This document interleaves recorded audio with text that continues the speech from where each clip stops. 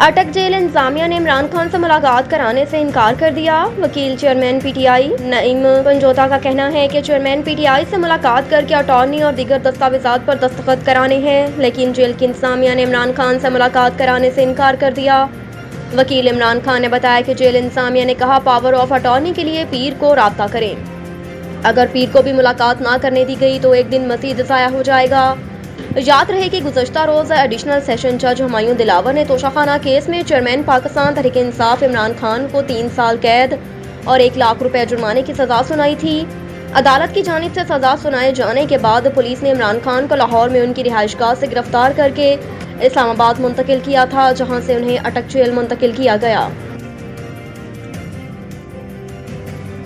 Chairman PTI के खिलाफ cases Pakistan का अंदरूनी मामला है। अमरीकी महकमा खारजा तर्जुमान अमरीकी महकमा खारजा का कहना है कि चेयरमैन पीटीआई के खिलाफ केसेस पाकिस्तान का अंदरूनी मामला है। वाशिंगटन पाकिस्तान में जमहूरी असूलों का एहतराम और कानून की हुक्मरानी का कहते रहे। पीटीआई चेयरमैन को डिस्ट्रिक्ट जेल अटक मुंतकिल करने के बाद जेल की सिक्योरिटी बढ़ा दी गई। जेल के रास्तों को मुकम्मल सील करके इलाके को रेड जोन करार दे दिया।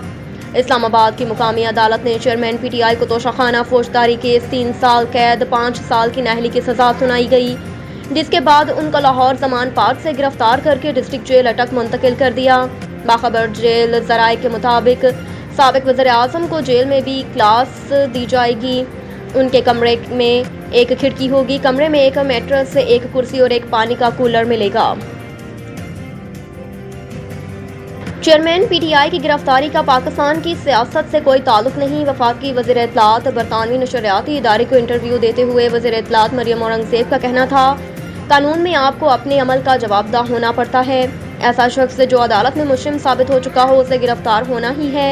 मरियम औरंगज़ेब का कहना था कि इल्ज़ामात थे कि एक शख्स इख्तियारात का नाजायज़ इस्तेमाल करता रहा और एक शख्स जो अपने दिफा में शहादत पेश करने में नाकाम रहा। मज़ीद 4 मुकदमात भी हैं जो ट्रायल कोर्ट्स में हैं, जिनमें से एक केस 19 करोड़ बरतानवी पाउंड से मुतल्लिक है। ये एक मुकदमा है जो पाया तकमील को पहुंचा। ट्रायल कोर्ट ने अपना फैसला दिया। एक शख्स ने 15 माह कानून से फरार अख्तियार किया। इसके खिलाफ अदालत ने फैसला किया। किसी शक व शुबे के बगैर बददयानती साबित होने पर अदालत ने अपना फैसला दिया। एक केस साइफर से मुतल्लिक, एक 9 मई और एक बैरूनी फंडिंग का केस है।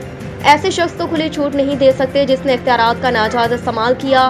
उनका कहना था कि नवाज शरीफ और इमरान खान का मुआवजाना नहीं किया जा सकता। जबकि 2018 के इंतखाबात करीब थे तो 3 बार के मुंतखब वज़ीर आज़म नवाज शरीफ को गिरफ्तार किया गया। नवाज शरीफ तमाम इल्ज़ामात का जवाब दे रहे थे। उन्हें बेटी के हमरा गिरफ्तार किया गया और जेल भेज दिया गया। चेयरमैन पीटीआई हुकूमत में आए तो अपने तमाम सियासी हरीफों को जेल में डाल दिया।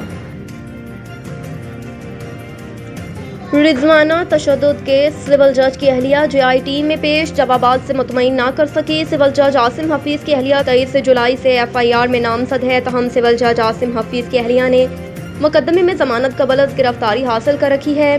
ज़राए का बताना है कि सिविल जज आसिम हफीज़ की अहलिया रिजवाना तशद्दुद केस में जेआईटी के रूबरू पेश हुई, जहाँ उनसे मुलाजमा पर बेमाना तशद्दुद के मुतालिक सवालात किए गए।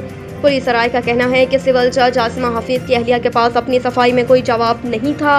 जज की अहलिया से बच्ची पर तशद्दुद की वजह पूछी गई तो जवाब में उन्होंने इल्ज़ामात की बौछार कर दी। ज़राए के मुताबिक इब्तदाई तौर पर सिविल जज की अहलिया किसी सवाल के जवाब में मुतमईन नहीं कर पाई।